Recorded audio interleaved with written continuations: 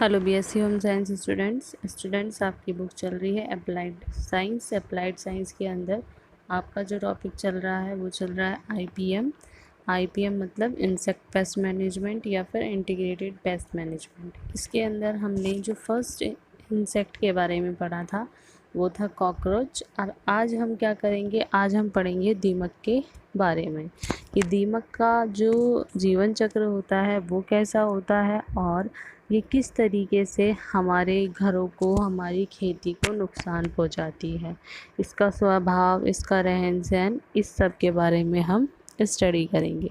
तो स्टूडेंट्स हम स्टार्ट करते हैं दीमक के बारे में और किस तरीके से इसकी रोकथाम की जा सकती है आईपीएम के ज़रिए। Okay students what is termite? दीमक कैसी होती है? यह अपने समुदाय के साथ कॉलोनी पर निवास करती है। कॉलोनी एक समूह के रूप में कार्य करती है जो कॉलोनी के सर्वोत्तम हित के लिए काम करती है। मतलब जो दीमक होती है वह समुदाय, यानी कि जैसे हम लोग कॉलोनीज़ में रहते हैं ना, इस तरीके से रहना पसंद करती हैं।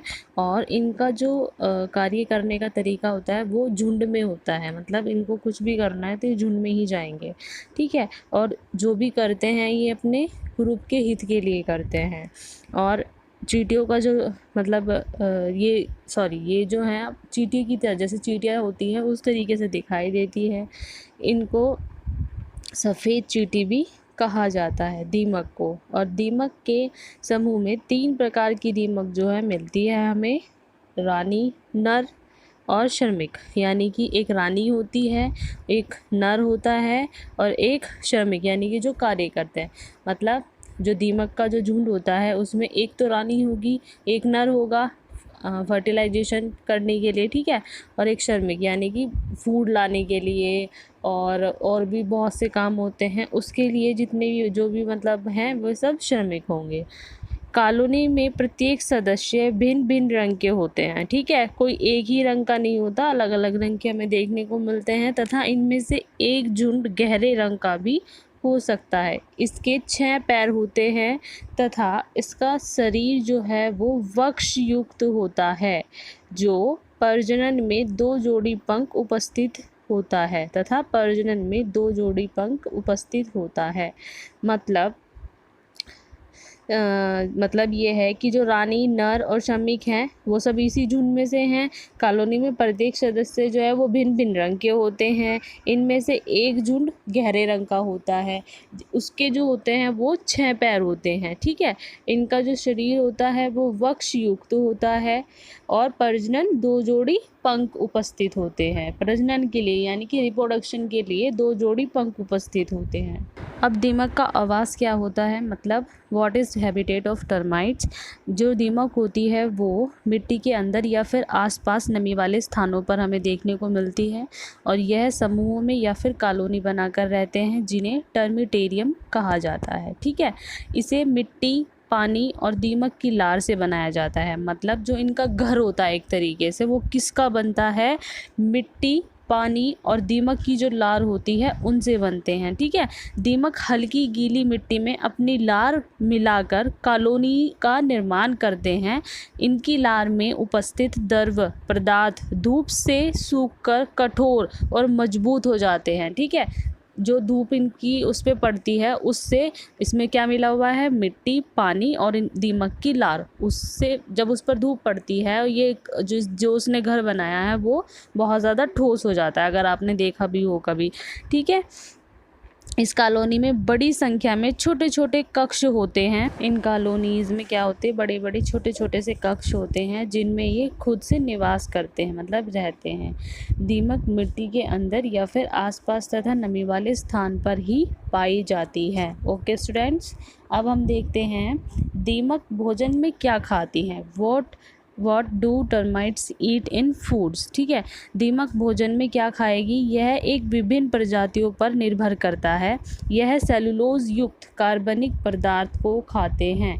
यह आमतौर पर मृत पौधे, पत्ती, लकड़ी, कूड़े, मिट्टी तथा जानवरों के गोबर को ग्रहण करते हैं। ओके, अब हम देखते हैं दीमक का जीवन चक्र, लाइफ साइकिल ऑफ टर्माइट।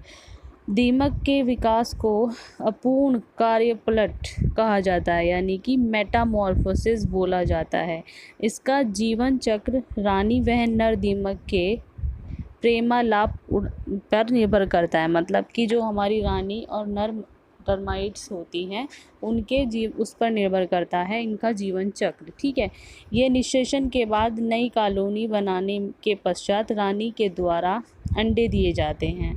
मतलब इनमें जो फर्टिलाइजेशन हो जाता है तो उसके बाद क्या होता है, रानी मक्खी जो है वो अंडे देती है और जो कॉलोनी बनी है उनके अंदर ये सब रहते हैं। दीमक अपने जीवन में अनेक प्रजनन स्तरों से होकर गुजरता है, जिसमें प्राथमिक प्रजनन के अंतर्गत रानी के द्वारा अंडे दिए जाते हैं, जो लार्वा यानी कि लिम्फ अवस्था में होते हुए अंतिम वयस्क में विकसित हो जाते हैं। अंडे देने के बाद कुछ पीढ़ियों की देखभाल रानी और ड्रोन द्वारा तब तक की जाती है जब तक उसकी मदद करने के लिए पर्याप्त श्रमिक न हो जाए।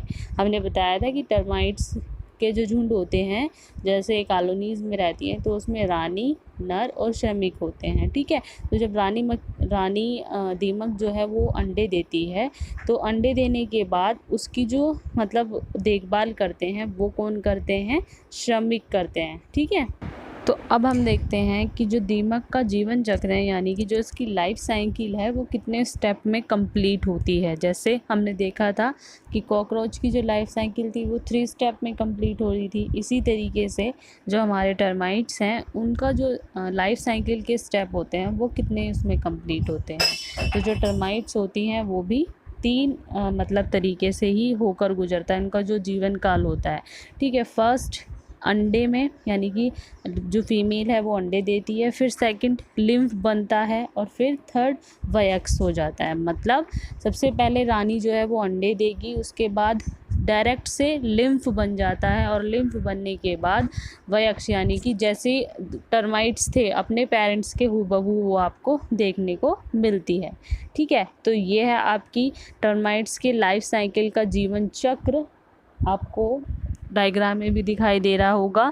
सबसे पहले रानी जो है वो एगलिंग करती है और एगलिंग करने के बाद क्या होता है, डायरेक्ट लिम्फ बन जाता है और लिम्फ बनने के बाद डायरेक्ट एकदम से क्या बन जाता है, टर्माइट्स बन जाता है, यानी कि अपने पेरेंट्स के हूबहू वो आपको देखने को मिलता है। ठीक है, तो स्टूडेंट्स अब हम देखते हैं कि जो टर्माइट्स होते हैं उनको किस तरीके से कंट्रोल किया जा सकता है। यही हमें देखना है आईपीएम की, क्यों आईपीएम पढ़ रहे हैं हम, इसीलिए हम आईपीएम पढ़ रहे हैं कि हम किस तरीके से दीमक को जो है वो नियंत्रण में कर सकते हैं। ठीक है, हाउ टू कंट्रोल टर्माइट्स। निम्न तरीके अपनाकर इनको नियंत्रित किया जा सकता है। कड़वी चीज़ों का छिड़काव करके, दीमक को कड़वी चीज़ें व कड़वी गंध बिल्कुल भी पसंद नहीं होती। नीम व करेले के रस का छिड़काव करके जहाँ पर दीमक लगी हुई है वहाँ पर नीम और करेले का छिड़काव कर सकते हैं आप। फिर सेकंड पॉइंट है आपका केरोसिन, यानी कि मिट्टी का जो तेल होता है उसका आप छिड़काव कर सकते हैं। लकड़ी को दीमक से बचाने के लिए मिट्टी का तेल इसका इस्तेमाल किया जाता है। थर्ड है आपका नारंगी का तेल। ठीक है, इस तेल में डी लिग्निल तत्व पाया जाता है जो किसी भी तरह से के कीड़ों को नष्ट कर सकता है। फिर फोर्थ है सूर्य का प्रकाश। यदि किसी सामान में दीमक लग जाए तो उसको आप धूप में रख सकते हैं, उससे क्या होगा, वो जो है दीमक हट जाएंगे। ठीक है, फिर फिफ्थ है आपका बोरबकस पाउडर। यह एक रासायनिक पदार्थ है। ठीक है, इसके प्रयोग से दीमक का नियंत्रण जो है वो दीमक का तंत्रिका तंत्र यानी कि नर्वस सिस्टम जो है वो काम करना बंद कर देता है। 1 गिलास पानी में 1 चम्मच मिलाकर इसका इस्तेमाल किया जाता है। फिर 6th है आपका नमक का घोल।